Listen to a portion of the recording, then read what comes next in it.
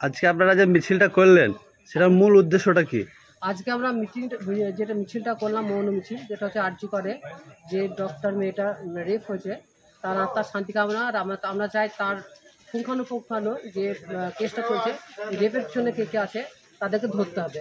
আমরা যারা এই রেপ করেছে তাদের মূলত দৃষ্টান্তমূলক শাস্তি যাতে হয়